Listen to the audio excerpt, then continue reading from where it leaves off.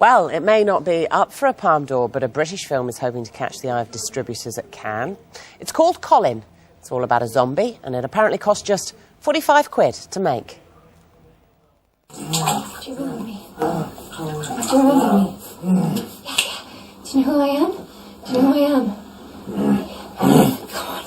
Come on, do you remember me? Do you know where you are? You're home. Oh. Come on, do you remember me? Well, this is the man, Marc Price, is the man behind Colin. Writer, producer, director, cameraman, editor, sound designer and colour grader, and an extra as well. Marc, welcome to Sky Hello. News. Hello. Your movie on the telly here, but it was at Cannes at one of the sort of fringe events. Yes. How did it go for you? I was far too shy to be anywhere near a screening, so I was at the nearest bar, just sort of nervously having a drink. But everyone that came with me was there just to sort of see how it went down. Apparently, it went very, very well, and yeah, there were some people who were crying, which was the big goal with the film, was to try and sort of make a film that would ultimately touch people. Let's get back to basics, Marc, because Yes. I said in the link, 45 quid. You cannot make a film for 45 quid. Come on, what did you do? It's more about, we were very lucky with the quality of the performances. We had to come up with an idea rather than something that had too much scale to it. So when you break down the story, it was all about what Alistair Curtin was doing with his performance, with Daisy Aikens, who plays Colin's sister, and what she was doing with her performance. And we very much based it on that rather than throwing sums of money at it and making ourselves very poor in the You process. shot it on a camcorder, you did it all yourself. How long has it taken you? It took about 18 months to shoot and edit. We were editing at the same time, so we were able to sort of find problems and add bits to the movie as we were going along. It was a very fun process. A personal venture for you. I mean, clearly you're budding and clearly very good at what you're doing. How did it end up at Cannes? That's all entirely down to a wonderful lady, Helen Grace, who's been the sales agent for our movie, and she's great. She sort of said, "Oh, I think we can get into Cannes. Let's try. Let's get into the market screening." And then a week later, she was like, "It's done. Let's get your tickets. Let's go." And it was just crazy. What was the aim? The aim is to get a distributor, presumably. Yes. We really want people to see the film. The goal was to make a good film, not the £45 thing was just kind of an accident that just sort of came up, and someone said, "Oh, you should say that." I went, really? Isn't that going to be a problem if we want to sell it? People, it's a little bit of a difficult thing.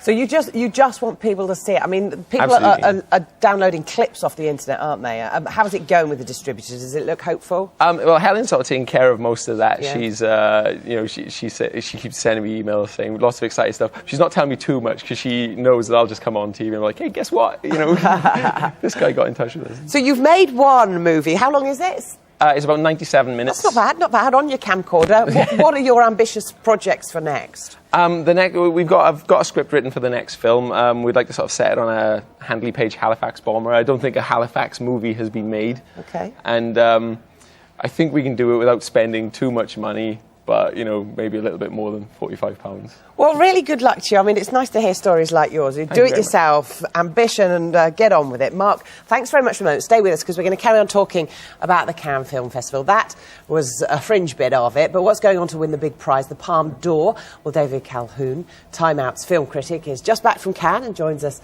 now live in the studio.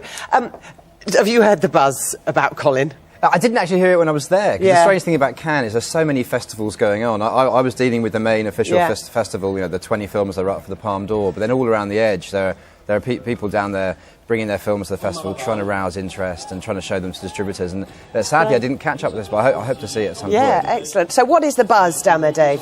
Well, tonight they're going to be giving out the Palme d'Or, and as I say, over the past 12 days, they've been the 20 films have been up for this award. It's probably one of the greatest awards in the film calendar.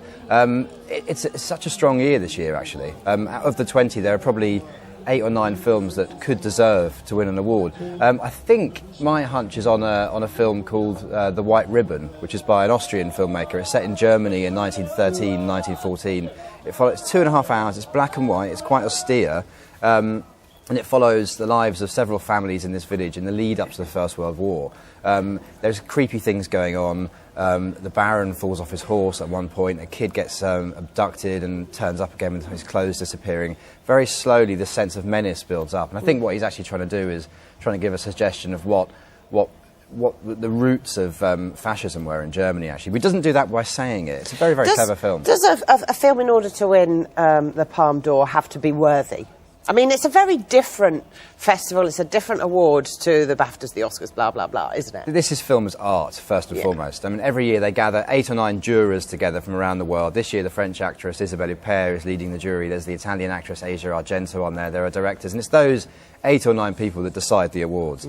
They're people that work in the industry. They're directors, they're actors. It's not about box office appeal. It's not about commercial potential. It's purely about the art of cinema. Does being you talk about box office appeal, which is obviously that these movies want to make money, does being nominated for a Palme d'Or get you box office credentials? Does it boost sales?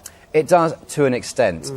Actually, the funny thing is that in Britain, it boosts it less than it does in other countries. In France, the Palme d'Or is a huge stamp of approval. If a film wins the Palme d'Or in France, it really does go on to massive box office success. Here, it does, yes, but only really, it's going to be an art house or an independent film that wins it, most likely. Right. And it'll boost it within a limited sphere, really. It's never going to go on and take millions. All right, I just want to talk about one last thing, because Disney Pixar launched their new animation there. And I know Mark saw it. What's it called? Up. Yeah. Any good? Oh, it was amazing. So your 45 quid film against Disney's 75 million quid film? Yeah, something like that. Yeah. Up was a great film, actually. It was the first animated film ever to open the Cannes Film Festival. Yeah. And it's also a 3D film, so the sight of literally thousands of critics in that first screening last week, all wearing those big, heavy 3D glasses, was quite amazing. Oh, excellent. All right, well, thank you both for joining us. Dave Calhoun from Time Out. Marc Price, good luck with Colin. Thank you very much. Take a look at our website this afternoon, skynews.com. Semi-final Susan, the lineups announced for the